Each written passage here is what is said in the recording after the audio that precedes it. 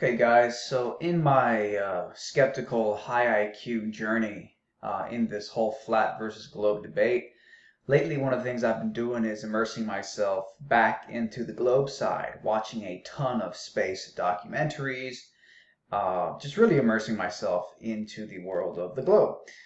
And I just stumbled upon a documentary on Netflix called 14 Minutes from Earth. And it's about some Google executive who actually surpassed Felix Baumgartner's Red Bull jump.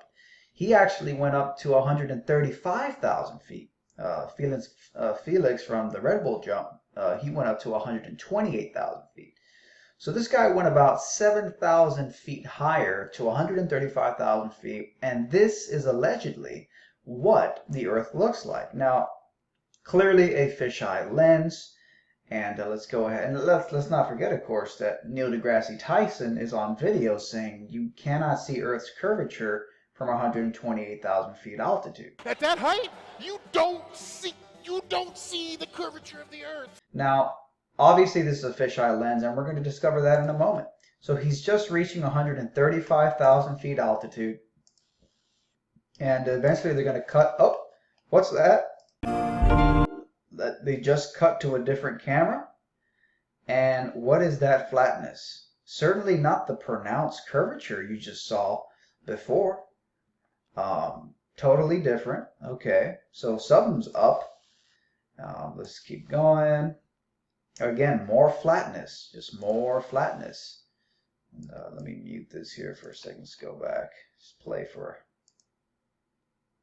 just a couple seconds. See, flat as the eye can see, depending on what kind of camera and lens you're using, of course. You know, we get it, right? Great. And that's what all the footage here is showing.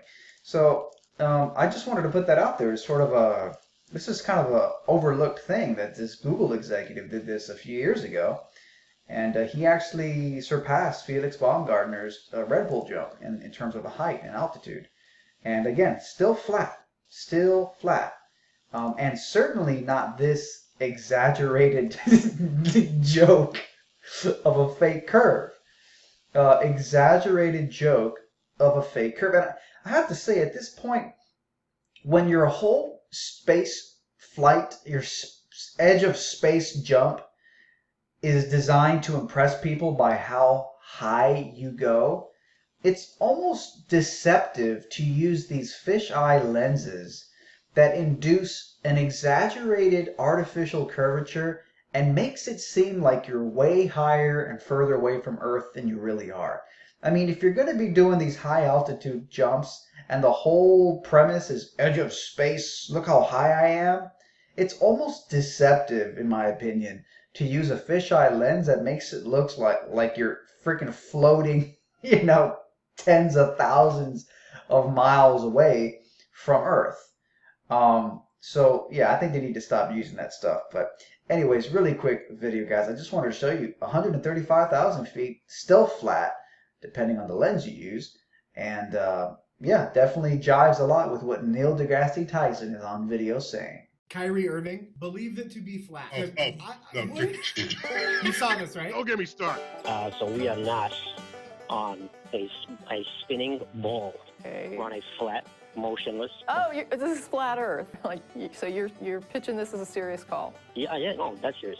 Welcome back, my woke friends. Earth looks flat, it feels flat. The logical explanation is the Earth is flat, right? No, You saw this, right? don't get me started. And that dude who jumped out of a perfectly good balloon, what's his name? Felix Baumgartner. Felix Baumgartner. It's billed as the free fall from the edge of space. Don't get me started. He would have been about 2 millimeters above the surface of this globe. That's his edge of space jump. And you don't see the curve of the Earth at any altitude. And then You can see the curve of the Earth at certain altitudes, though. Yeah, I was on a plane to get here and I saw it. Yeah. This morning, the Austrian daredevil plans to jump from 23 miles above the New Mexican desert. That's 120,000 feet, 4 times higher than most passenger planes fly. And not only that, they made sure to photograph him standing there with a really wide-angle lens, which curves horizontal lines. So in the photo, you see this curvature of Earth's surface, and he said, wow, he's in space, look at that. No, he's not. And so when I went flying from England to Africa, the curvature that I saw, would that be just something that I expected to see and my sort of eyes made it look that way? It was observation that showed us the Earth's curvature in the first place. And if you don't believe all of those scientists and government people for some reason, fly in an airplane and behold an inarguably spherical Earth. At that height, you don't see the curvature of the Earth if you are 2 millimeters above this beach ball. This is a man who just minutes ago was going 536 miles an hour, break the sound barrier on his way down. The sky was totally black, you know, I could see the curvature of the Earth, so that was amazing today. You don't see the curvature of the Earth. I could see the curvature of the Earth. You don't see the curvature of the Earth if you are 2 millimeters above this beach ball. You just don't. That stuff is flat.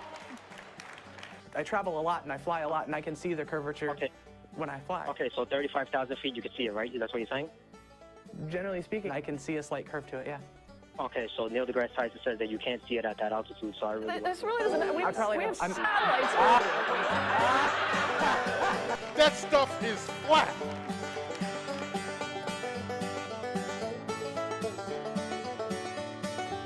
That stuff is flat.